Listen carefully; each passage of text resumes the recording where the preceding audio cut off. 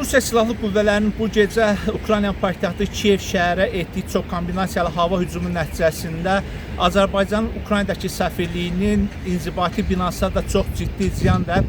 Raketlərdən biri səfirliyin ərazisinə düşüb və orada böyük bir yarıq əmələ gəlib. Səfirliyimizin binası da daxil olmaqla divarlarına ciddi zərər dəyib. Divarın bir hissəsi uçub, həmçinin səfirliyin pəncərələri sınıb və diplomatlara məxsus avtomobillərə ziyan dəyib. Hadisə yerinə Ukrayna müvafiq qurumlar da gələrək dəyən ziyanı araşdırırlar. Onu da qeyd edək ki, bu artıq birinci hal deyil. Paytaxt Kiyevə hava hücumları nəticəsində Azərbaycanın Ukraynadakı səfirliyin binası bir neçə dəfə ziyan görüb. Lakin bu dəfəki ziyan miqyasına görə daha böyük və ciddi olub. Səfirliyin şəxsi heyəti arasında yaralanan yoxdur. Kiyev şəhər hərbi administrasiyasının açıqlamasına görə paytaxt Kiyevə edilən ballistik və dron hücumu nəticəsində azı 4 mülki şəxs ölüb, 30-a yaxın insan isə xəsarət alıb. Xəsarət alanlar arasında uşaq da var.